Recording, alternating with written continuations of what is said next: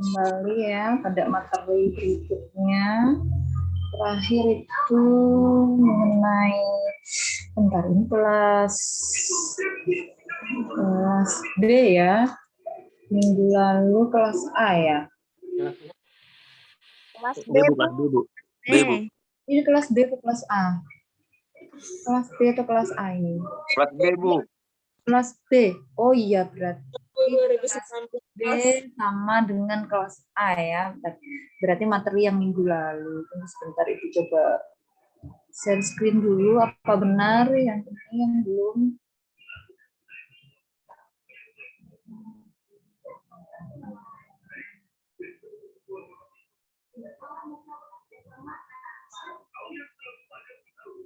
Ya, dicarikan dulu.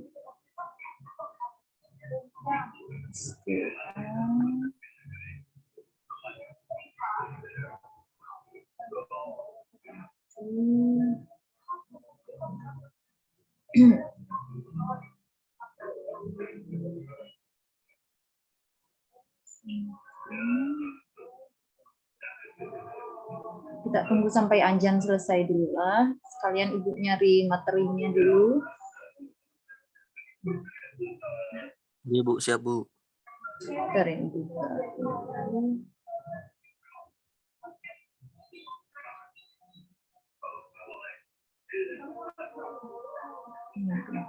Oh, Ibu belum dijadikan host ya?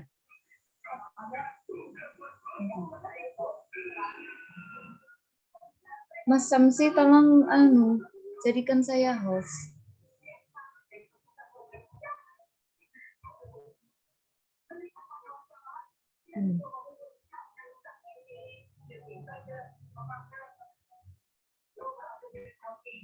Bisa terlihat ini.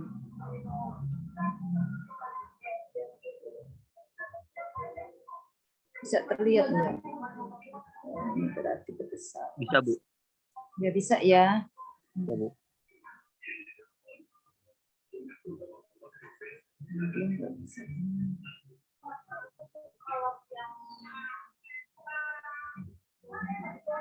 Oke, itu.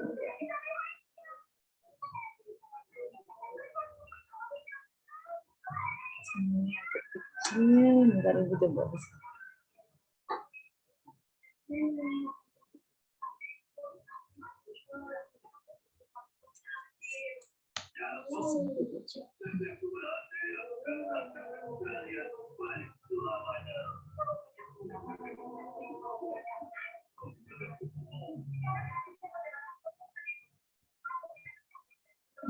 Kebesaran.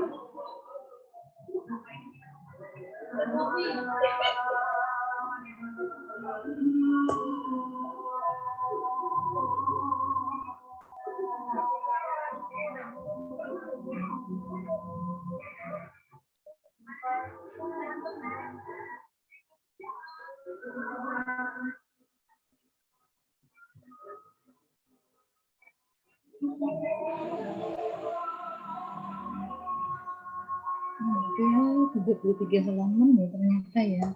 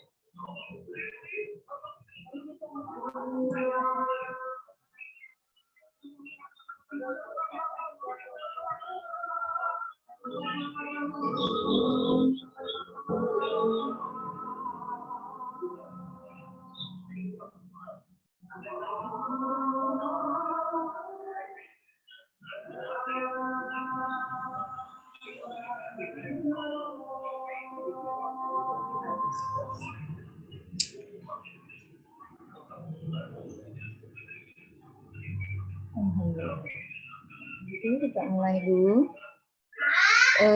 Ini mengenai perbandingan ya, perbandingan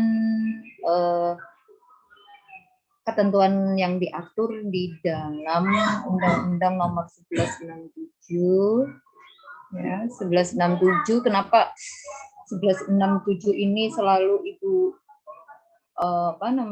Ibu ulang-ulang terus ya untuk mendalami undang-undang ini, karena pada dasarnya undang-undang ini yang tepat ya, yang bisa dikatakan sebagai omnibus law ya. Dia satu undang-undang tetapi dia mengatur 3 sektor. Ingat itu. Sektor apa saja? Yaitu pertambangan pada khususnya, tetapi dalam 3 bidang. Nah, bidang apa saja itu? Pertambangan minyak dan gas bumi. Selanjutnya, pertambangan mineral batu bara dan panas bumi. Ya, jadi yang bisa dikatakan sebagai omnibus law, sebagai penyederhanaan suatu undang-undang itu adalah menurut Ibu itu adalah Undang-Undang Nomor 1167. Ya, bukan omnibus law yang saat ini berlaku di Indonesia sekarang ya. Karena kalau dilihat kita coba perbandingkan dengan omnibus law yang sesungguhnya, yang sebenarnya yang dimaksudkan oleh dunia ya, dari beberapa negara yang ada di dunia, konsep omnibus law itu seperti apa? Ya wujudnya seperti 1167. Ya bahkan pengaturannya pun juga sebenarnya dia masih bagus ya.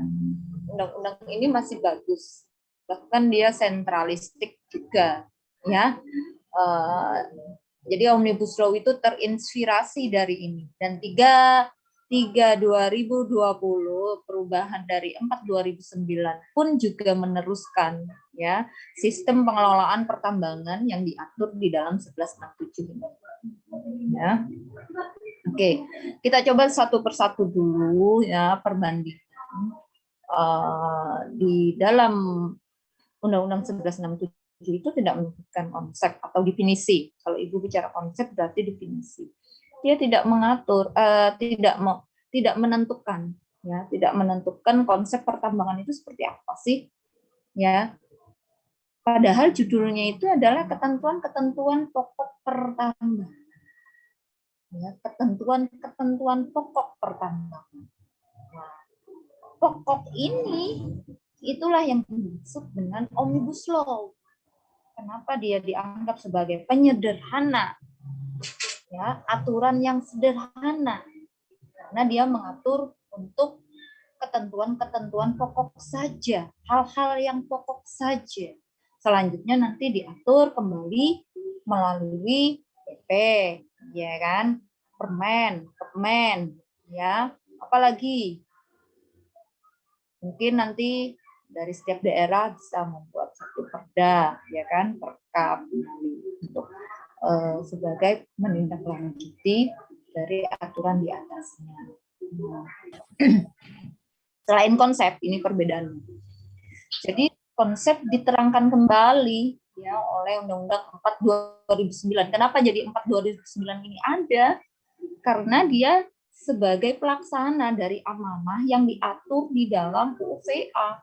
Pasal berapa? Ingat, yang berkaitan mengenai sumber daya alam yang ada di UU VA itu adalah pasal berapa? Yang terkait adalah, ingat, Ibu sudah cerita, Ibu sudah sampaikan sejarahnya, kenapa jadi sampai ada 4 2009, ya kan? Kenapa jadi dipecah? Ini dia tujuannya melaksanakan amanah di Undang-Undang nomor berapa? Nomor 5 1960. Ya kan? 7 tahun loh ya setelah berlakunya 1167. Ya kan? 1167. Dia masih terkodifikasi di dalam 1167. Ya, padahal amanah dari UU VA itu menghendaki apa? Diatur secara tersendiri. Hal-hal yang berkaitan dengan sumber daya alam, yaitu bumi, air, dan kekayaan alam yang terkandung di dalamnya itu diatur secara tersendiri. Apa saja itu dasar yuridisnya? Lihat, sumber hukum yang berkaitan dengan SDA. Pasal 2, ayat 1 sampai 4. Pasal 4, pasal 5, pasal 8. Ya, jadi amanahnya adalah di pasal 5. Oke, nah itu untuk SDA ya. Nah, konsep mengenai pertambangan ini disebutkan kembali di dalam 4/2009.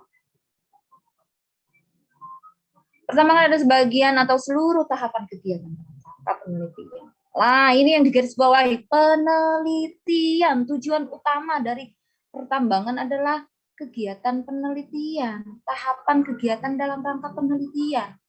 Penelitian apa? Apakah penelitian dalam rangka untuk sains, ilmu pengetahuan, ataukah survei umum maksudnya ini? Nah, selanjutnya pengelolaan. Ingat, dalam bahasa yuridisnya apa pengelolaan? Masih ingat? Beheerschaft dan pengusahaan mineral atau batu bara yang meliputi penyelidikan umum. Nah, berarti masuk di sini. Ya, penyelidikan umum. Eksplorasi. Sebenarnya penyelidikan umum ini adalah mencari. Ya kan? Mencari sumber daya alamnya, mencari titiknya ada di mana. Penyelidikan umum, survei umum. Apakah masuk dalam penelitian ini konsepnya? Nah, ini sebenarnya menarik untuk diteliti. Ya, eksplorasi. Eksplorasi survei. Ya, studi kelayakan, konstruksi, penambangan, sudah aktivitas, pengolahan dan pemurnian, smelter, ya, pengangkutan dan penjualan, berarti ini sektor hilir, ya kan, industri, ya, serta kegiatan pasca tambang, pemulihan, ya, kegiatan pasca tambang, pemulihan. Selanjutnya mengenai penguasaan bahan tambang. Semua bahan galian yang terdapat dalam wilayah hukum pertambangan Indonesia yang merupakan endapan-endapan alam sebagai karunia Tuhan Yang Maha Esa adalah kekayaan nasional. Ini ada di mana? Konsep ini sama seperti yang diatur di dalam penjelasan umum. Penjelasan umum UVA, ya, dari sekian pasal yang Ibu sebutkan tadi, ya. Oke. Kenapa istilah kekayaan nasional? Istilah kekayaan nasional bangsa. Berarti konsep ini pun istilah kekayaan nasional, konsep kekayaan nasional bangsa ini pun juga mengadop, ya, konsep yang ada di dalam UVA, dalam penjelasan umum UVA. Apa yang dimaksud dengan kekayaan nasional bangsa Indonesia? Dan oleh karenanya dikuasai dan dipergunakan oleh negara untuk sebesar kemakmuran negara, kemakmuran rakyat. Ya, kekayaan nasional. Nah, apakah itu bisa dikatakan sebagai kedaulatan, kekayaan nasional, ya kan? Tujuannya untuk apa? Tujuannya untuk apa? Untuk mewujudkan kedaulatan negara, ya kan? Yang diutamakan itu sebenarnya kedaulatan negara. Kalau tujuan utamanya kekayaan nasional ini dikuasai oleh negara untuk sebesar-besar kemakmuran rakyat. Pertanyaannya lagi, rakyat yang mana? Iya kan? Tapi kalau itu dibuat semacam orientasinya adalah kedaulatan negara, mungkin agak berbeda pemahamannya. Rakyat yang mana? Investor juga, investor domestik juga rakyat. Investor asing, tapi dia keluarga negaraannya menjadi warga negara Indonesia, dia juga bisa dikatakan rakyat, ya kan? Nah, oke, selanjutnya mineral dan batu bara sebagai sumber daya alam yang tak terbarukan. Merupakan kekayaan nasional. Dia mengikuti lagi konsep yang ada di sini. Sebenarnya sumbernya adalah UUVA, ya. Jadi rujukannya UUVA. UUVA itu sangat jelas sekali ya, dia mengatur mengenai ini dan tidak bisa terbantahkan sebenarnya konsep-konsep yang ada di dalam UUVA. Undang-Undang Nomor 4 2009 mengatur penyelenggaraan penguasaan mineral batu bara oleh pemerintah. Tapi kenyataannya apa? Ya kan? Penyelenggaraan, penguasaan mineral dan batu bara seharusnya penguasaan dan garis miring atau pengusahaan akan berbeda maknanya. Oke, tidak cuma menguasai, tapi diharapkan untuk terwujudnya kedaulatan negara, penyelenggaraan mineral batu bara itu harus juga melalui pengusahaan oleh pemerintah sendiri. Tidak sepenuhnya menyerahkan kepada atau menawarkan kepada investor. Ya kan? Atas dasar pertimbangan high technology, tidak daripada banyak dikorupsi, ya kan?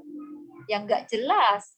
Lebih baik benar-benar diberikan peralatan yang high technology, yang tentunya akan lebih banyak memberikan manfaat kepada rakyat ketimbang diserahkan kepada investor asing, ya kan?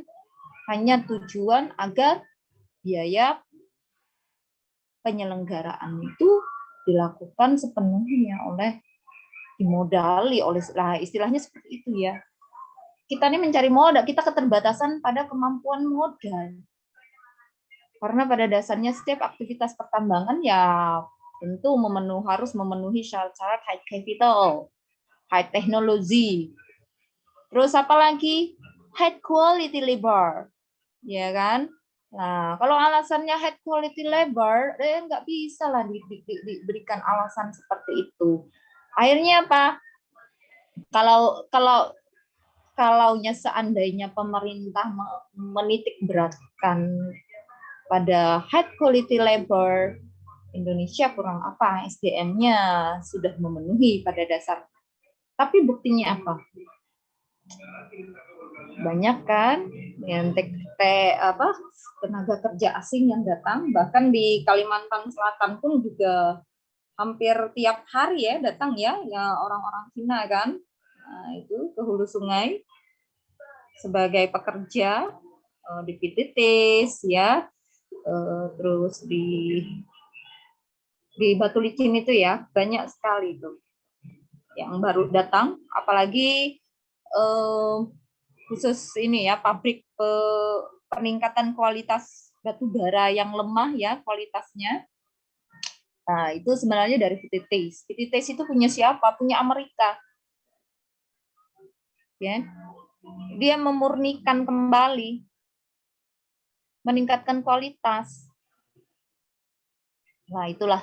Itu menjadi satu dilema bagi pemerintah daerah sendiri.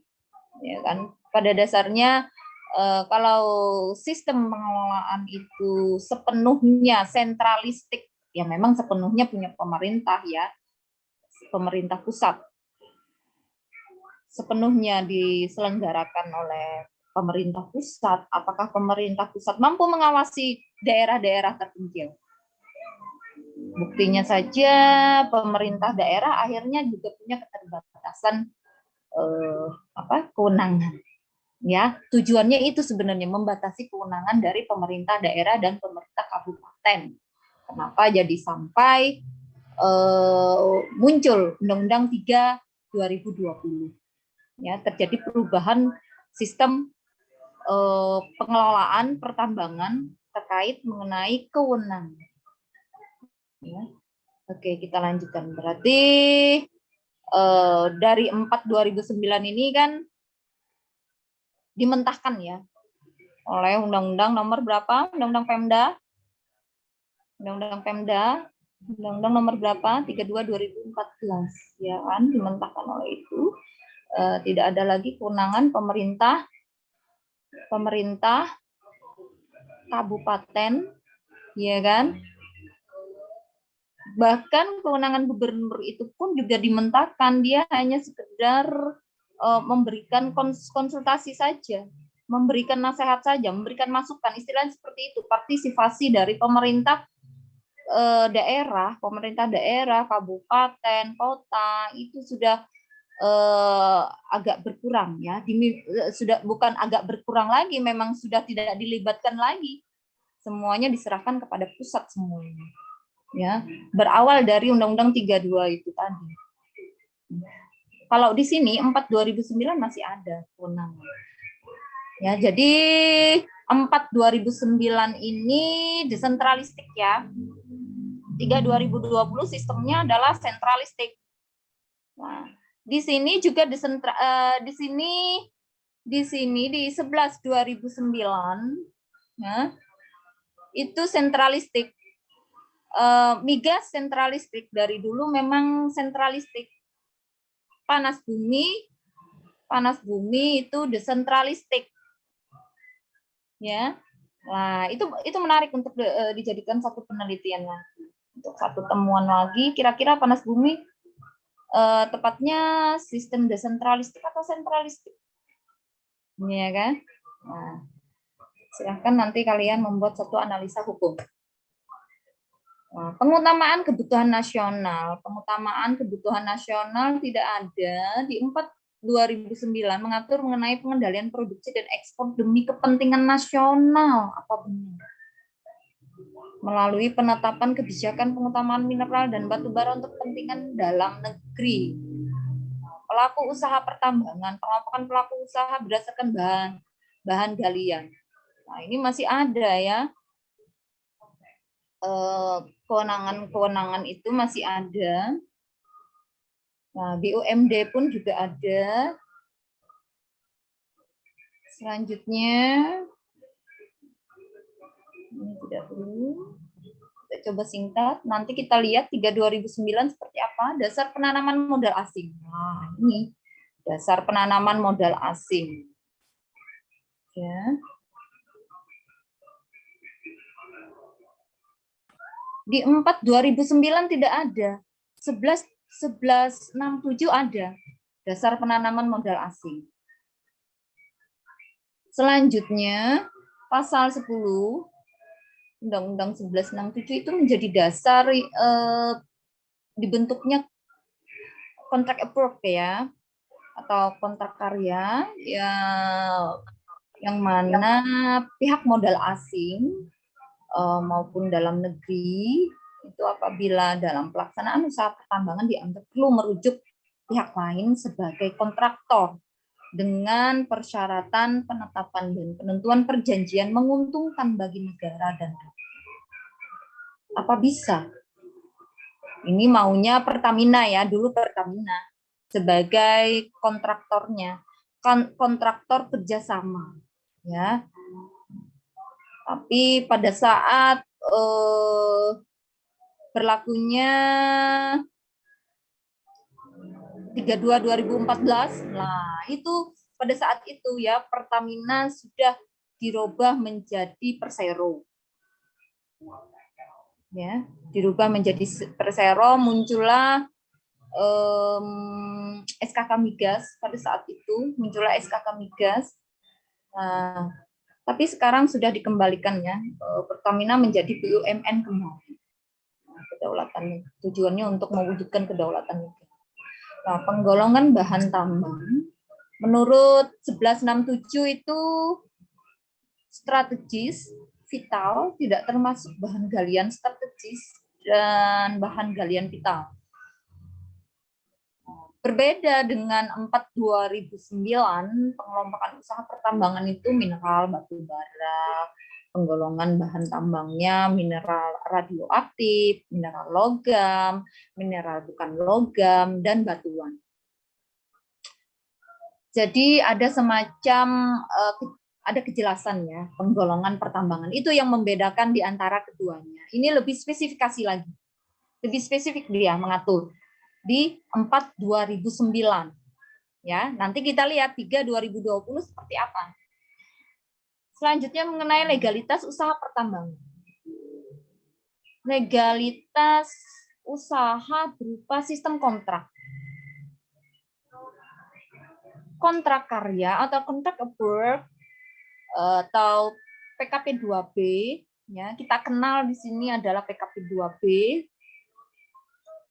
kuasa pertambangan, surat izin pertambangan daerah, surat izin pertambangan rakyat. Nah, berbeda dengan 4/2009. Legalitas usaha berupa sistem perizinan yang terdiri dari izin usaha pertambangan, izin usaha pertambangan rakyat, izin usaha pertambangan khusus.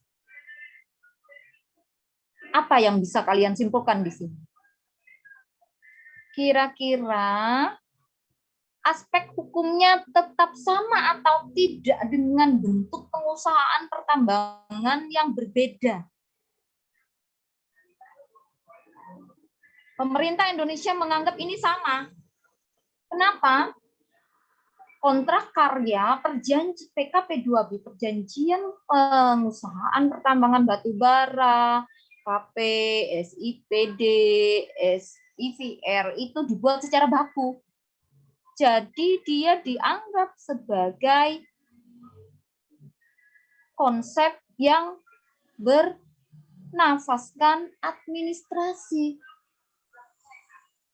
atas dasar dibuat oleh pejabat negara.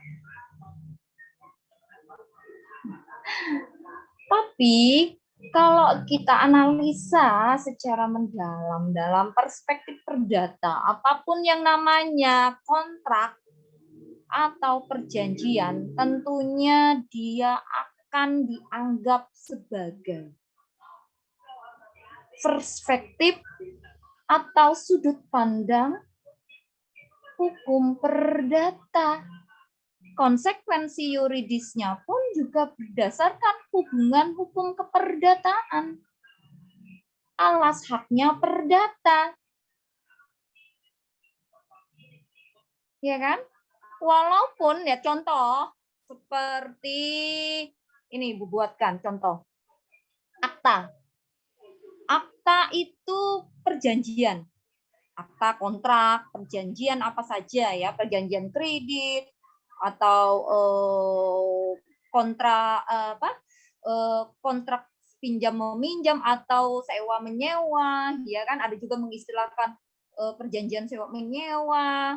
Nah, kontrak jual beli atau perjanjian jual beli. Sekarang Ibu tanya, yang membuat siapa? Yang membuat siapa? Secara baku loh ya. Beda dengan dibuat secara di bawah tangan. Dibuat secara baku oleh notaris, oleh pejabat negara. Apakah dia dianggap sebagai perspektif administrasi? Tidak. Hubungan hukum itu alas haknya tetap dianggap sebagai perdata. Walaupun dibuat secara baku, secara standar, secara sepihak oleh notaris atas dasar jabatan sebagai pejabat negara. dia tidak bisa dikatakan sebagai administrasi. Iya kan? Kontrak karya misalkan PKP 2B ini juga sama seperti itu kedudukannya. Makanya kita pada zaman ini selalu kalah dalam persidangan arbitrase internasional. Karena pemerintah menganggap ini mempunyai aura ya nafas administrasi.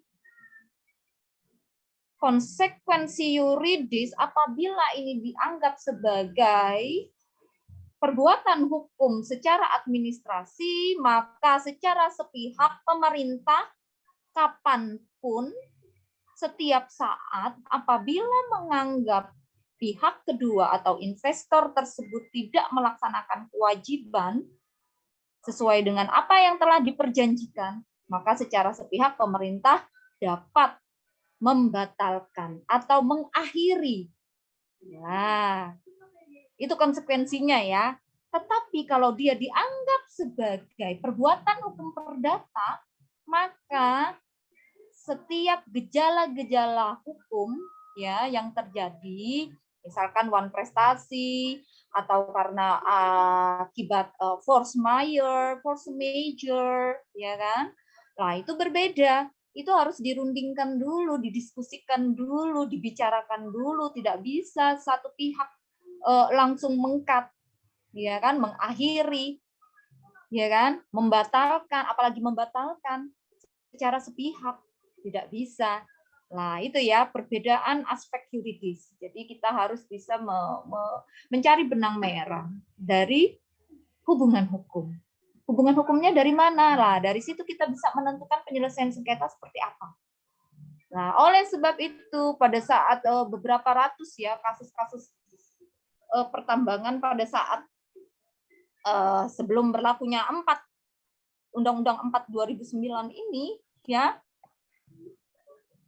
maka akhirnya dimintakan untuk pemerintah Indonesia itu konsisten.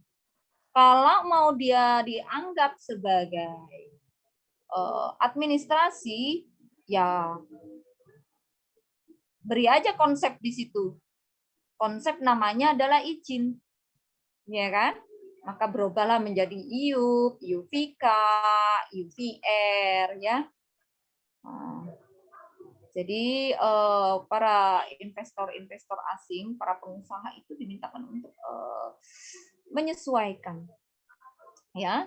Tapi tidak menutup kemungkinan kepada perusahaan-perusahaan yang belum habis ya perjanjiannya, masa eksplorasi maupun eksploitasinya masih diberikan penghormatan, diberikan pengakuan terkait mengenai masih berlangsungnya kontrak karya perjanjian PKP 2B-nya sampai habis ataupun dari kedua belah pihak sepakat ya. Oh ya sudah kita sesuaikan aja supaya enak nantinya urusannya. Tapi ada juga para investor itu lebih memilih ini ya.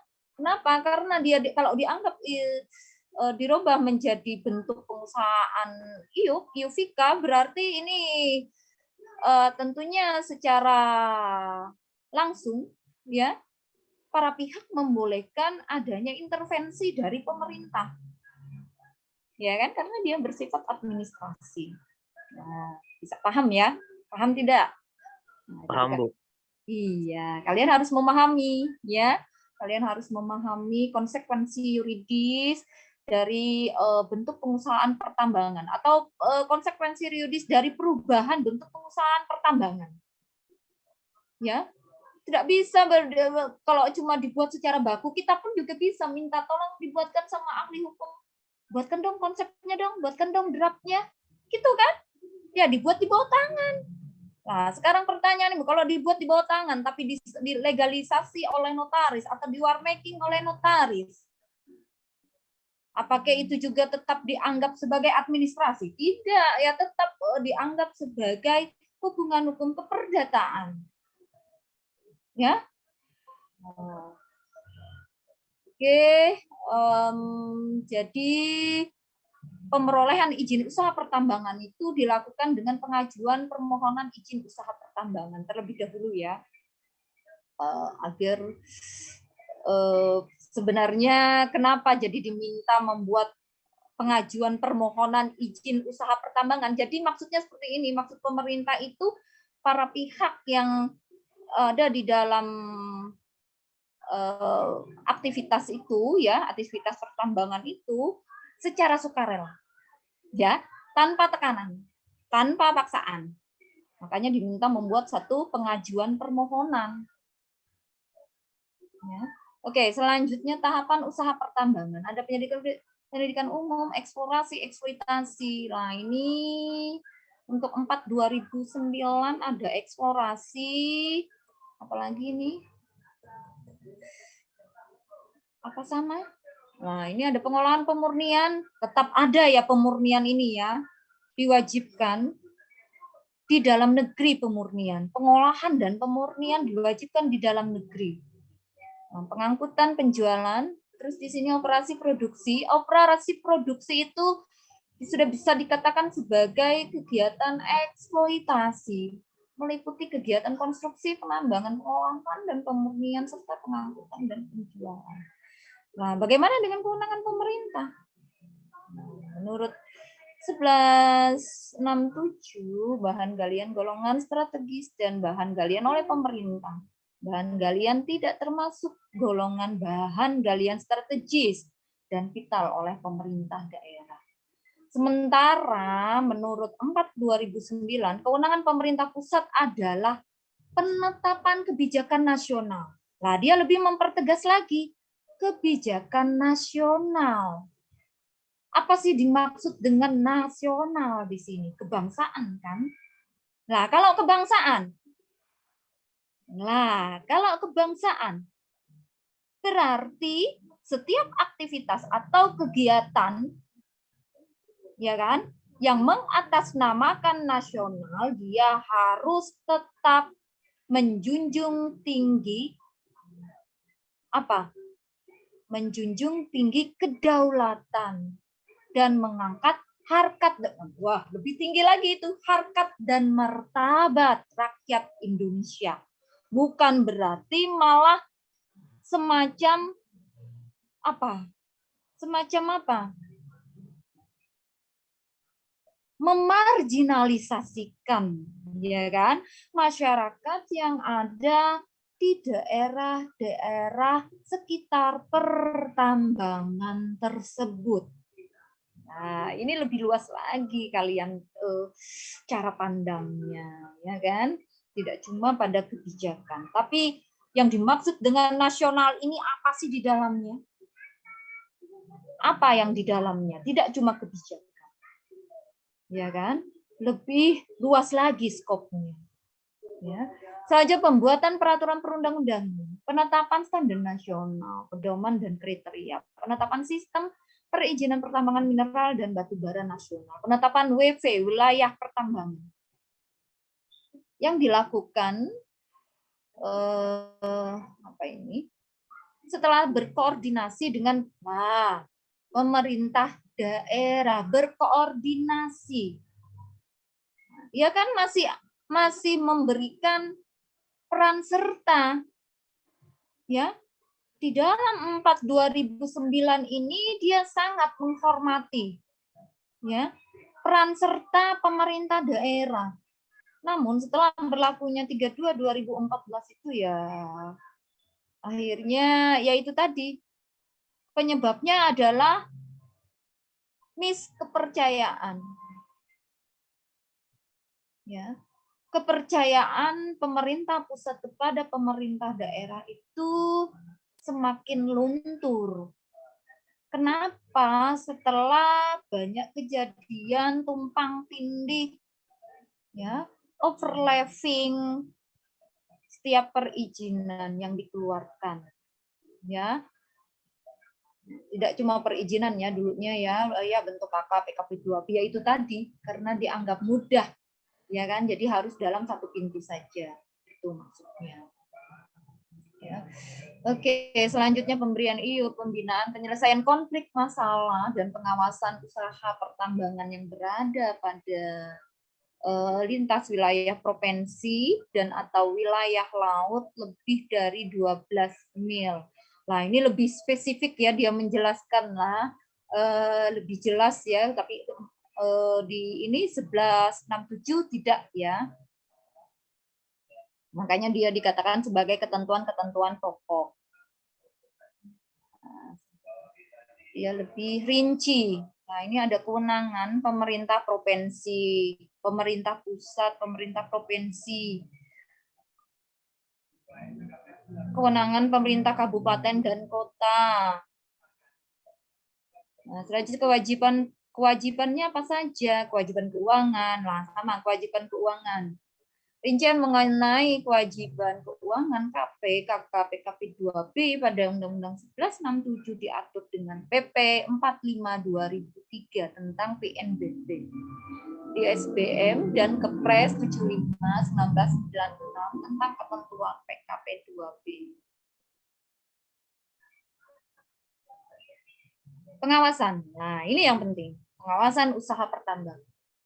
Menurut 1167, tata usaha, pengawasan usaha pertambangan, dan pengawasan hasil pertambangan dilakukan terpusat pada Menteri. Sedangkan 4/2009, pembinaan dan pengawasan. Nah, ada istilah pembinaan.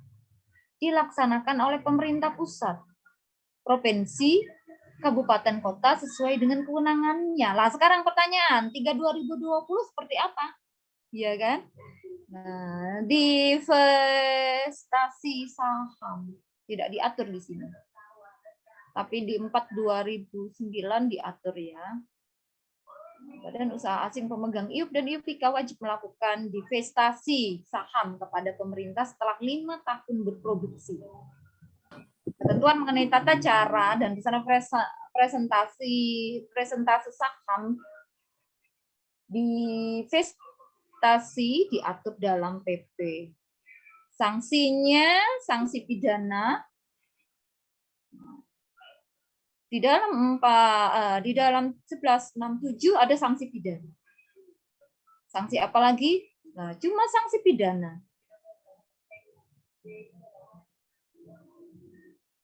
Nah, coba dilihat. Ya kan? Nah, tetapi di 4/2009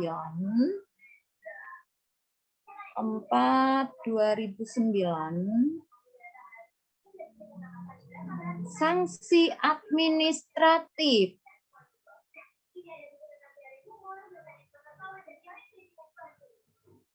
Nah, ini menarik diteliti.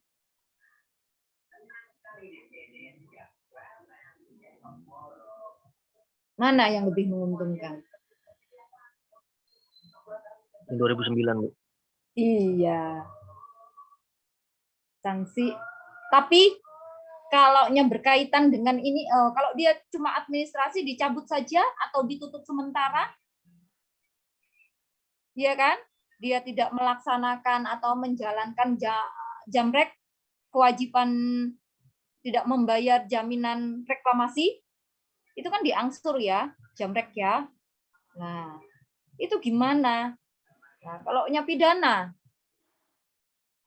kita meneliti di lapangan, seperti apa fakta di lapangan, ya, implementasinya seperti apa, penegakan hukumnya seperti apa, itu maksud Ibu. Jadi adanya pengaturan sanksi pidana dan administrasi. Ya, apakah perlu dua-duanya diatur? Nah, nanti kita lihat saja, ya, 3/2020. Bentar, ini Ibu punya waktu berapa lama lagi? 28 menit, Bu. Wah, masih lama ya? Ya, nggak ngantuk kah? Ngantuk sih, Bu, jujur. Iya, sebentar ya. Stop dulu di sini. Coba Ibu buka lagi. Kita punya 28 menit lagi. Oke, sebentar ini Ibu keluarkan. Mana ya? 3/2020. Ibu simpan di mana itu? 3/2020 ini. Semoga benar yang ini.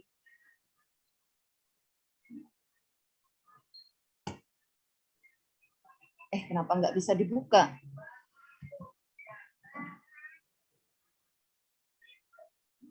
Tapi ada data yang belum keluar.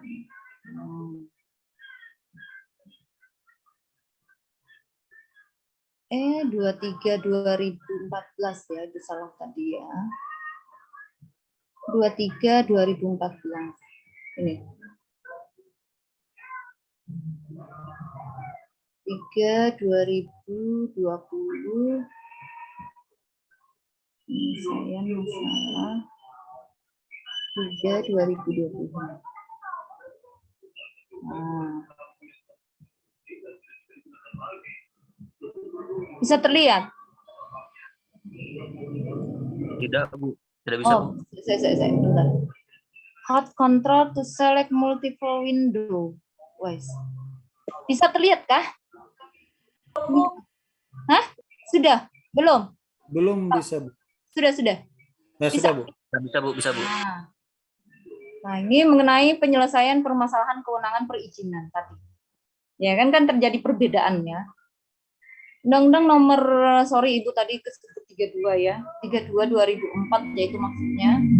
Ini 23 2014 ya sebenarnya. Undang-Undang nomor 23 2014 tentang pemerintah daerah, pasal 14 ayat 1, penyelenggaraan urusan pemerintahan di bidang kehutanan, kelautan, serta energi dan sumber daya mineral dibagi antara pemerintah pusat dan daerah provinsi, sehingga menimbulkan ketidakpastian hukum dalam pengaturan pertambangan mineral di daerah. Maksudnya kabupaten ya. Ini dia hanya memberikan semacam partisipasi bagi daerah provinsi, pemerintah daerah provinsi saja. Ada pembatasan di sini maksudnya. Hasil revisi Undang-Undang Minerba, semua kewenangan IUP ditarik menjadi kewenangan pemerintah pusat. Mirip pola Orde Baru melalui Undang-Undang 1167 tentang pokok pertambangan, namun tidak menggunakan rezim kontrak, tetapi tetap rezim perizinan. Izin pembangunan smelter memperjelas garis demokrasi kewenangan dalam perizinan pengolahan dan pemurnian antara Kementerian SDM dengan Kementerian Perindustrian. Kenyataannya di lapangan ada smelter yang tidak menggunakan IUP versi Kementerian SDM. Dan ada yang menggunakan izin usaha industri dari Kementerian Perindustrian. Nah, selanjutnya bagaimana sih dengan ini kenapa nggak bisa dipencet? Kenapa ini? Bagaimana dengan konstitusionalitas Undang-Undang Minerba? Undang-Undang Minerba adalah turunan atau implementasi dari Undang-Undang Dasar 1945 pasal 33 khususnya ayat 2 dan 3 ya. Nah, itu berdasarkan putusan MK ya nomor 002 PUU garis mendatar 1 Romawi tahun, akan nanti kalian analisa, pelajari ya, dikaji. Nah, di situ ada konsep mengenai dikuasai oleh negara, namun implementasinya menimbulkan perdebatan. Konsep dikuasai negara ini memang menimbulkan berbagai macam perspektif ya. Jadi harus dijelaskan kembali di dalam penjelasan umumnya. Ya. Selalu digugat. Konsep dikuasai oleh negara yang tercantum di dalam pasal 33 ayat 2 dan 3 ini ya selalu digugat ya, dikuasai oleh negara. Tapi pada saat Ibu mencoba penelitian waktu itu yang mengkaji dari beberapa negara, kita coba bandingkan dalam disertasi itu tuh Ibu temukan ya dari 5 negara memang 5 negara tersebut Malaysia, Norwegia, Qatar, ya, Brazil, Ada berapa kemarin ya? Malaysia, Norwegia, Brazil, Qatar, apa satunya ya? Ibu lupa.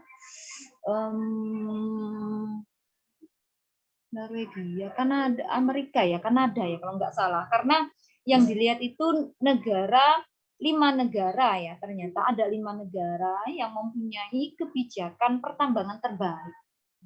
Itu yang Ibu cari ya. Jadi bagaimana konsep pengaturannya di sana, kebijakannya seperti apa? Ternyata memang yang berkaitan dengan sumber daya alam khususnya pertambangan ya, itu dikuasai oleh negara. Secara otomatis negara menguasai. Nah, itu yang Ibu pelajari ya, kebijakan-kebijakan mereka. Cuman yang membedakan itu skop jangka waktunya, aktivitasnya pada masa eksplorasi sampai ke eksploitasi.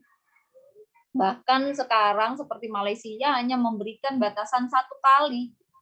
Ya, sama seperti di Kanada, ya, Brazil, ya, negara-negara yang kebijakannya memang benar-benar bagus itu ternyata mereka juga membatasi cuma 1 kali, ya, perpanjangan maksudnya. Kalau Indonesia 2 kali perpanjangan, ya kan?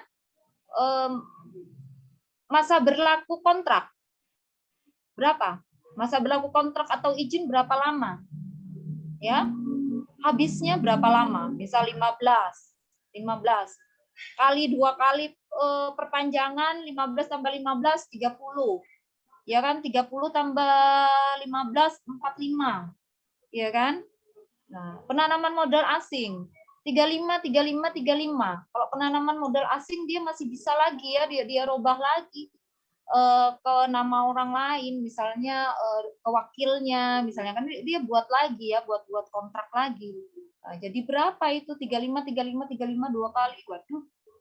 70 tambah 3, apa mungkin manusia usianya sampai 100 lebih? Ya ada saja, cuman ya jarang-jarang ya ada ya, makanya atas nama kelestarian lingkungan ya, beberapa negara itu yang punya kebijakan terbaik itu mereka membatasi ya supaya pemulihan lingkungannya itu lebih sehat, lebih cepat ya daripada terlalu lama perpanjangan gitu ya.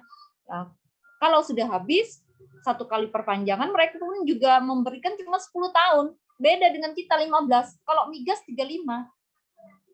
Ya. Kalau minerba itu 15. Nah, kalau di luar negeri itu ya 5 negara itu tadi cuma 10, Malaysia juga 10, 1 kali perpanjangan 20 tahun saja. Ya. Kalau migas ya memang agak lama ya, ada 20 tahun ya, cuman 1 kali juga. Jadi apa dasar pertimbangannya? Alasannya apa jadi kita berbeda? Ya itu tadi teknologi tadi.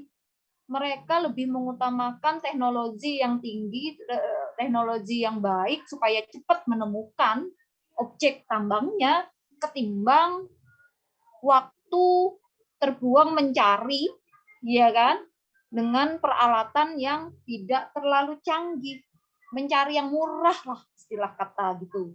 Ya, oke, Ibu lanjutkan penyelesaian masalah. Nah, Undang-Undang Nomor 23 2014 tentang pemerintah daerah pasal tadi sudah atau belum ya lupa ini. Kok jadi ke ini ya, ke sini ya. Nah, ini penguatan konsep wilayah pertambangan. Melalui pengaturan ini, kegiatan penyelidikan dan penelitian pertambangan dapat dilakukan di seluruh wilayah hukum Indonesia. Penetapan wilayah usaha pertambangan (WUP) dalam wilayah pertambangan lebih jelas kriterianya dan dijamin tidak akan tumpang tindih dengan wilayah pertambangan rakyat dan atau wilayah pencadangan nasional untuk meminimalisir konflik kepentingan di lapangan. Nah, itu maksud 14A. Pemerintah dan pemerintah daerah menjamin tidak ada perubahan pemanfaatan ruang dan kawasan WUV pasal 17A. Jadi ada semacam pembuatan peta standar ya wilayah pertambangan tidak disinggung dalam revisi. Maksudnya di Undang-Undang 3 2020 justru dengan peta standar ini akan memudahkan pemberian izin rekomendasi kawasan hutan, perhitungan kewajiban penerimaan negara, dan juga untuk memudahkan koordinasi Pemprov dan pemerintah pusat agar tidak ada tumpang tindih. Nah, bagaimana sih memperkuat kebijakan peningkatan nilai tambah? Lah, atas nama ini sih sebenarnya ya.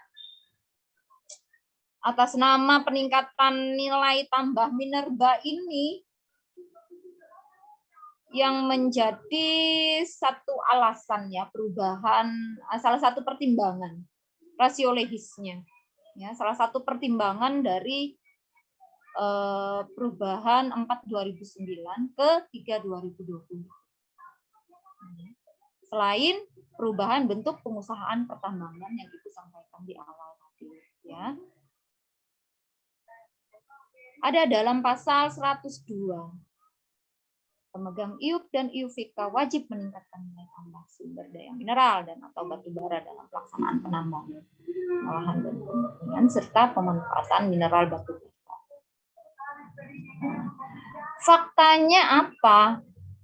Faktanya ya, pasal-pasal ini menjadi bulan-bulanan selama 7 sampai 10 tahun karena polemik smelter dianggap tidak wajib dibangun. Akhirnya baru mulai dibangun ketika kuota ekspor mineral diberikan sesuai dengan progres pembangunan smelter. Bahkan ada yang tidak jadi bangun smelter, tapi pertambangannya tidak dihentikan. Isu saat ini ya, investor asing itu satu persatu meninggalkan Indonesia. Ya, fakta sekarang. Ya, isu bisa dikatakan, fakta juga bisa dikatakan karena satu persatu itu mundur ya, maksudnya itu tidak memperpanjang lagi kontrak-kontraknya. Ada apa gerangan ya, itu juga menarik untuk diteliti. Permasalahannya di mana? Nah, tentu asas kepastian hukum itu sangat menentukan ya kepercayaan berinvestasi ya bagi para investor asing itu. Mendorong kegiatan ini aja ya, pengaturan khusus. Nah, ini untuk mengakomodir ini nggak perlu. Oke, mungkin cukup dulu perkuliahan kita hari ini. Nah, ini yang tadi silakan screenshot aja perubahan perpanjangan KKPKP 2B dalam rangka kelanjutan operasi. Oke, silakan di screenshot saja.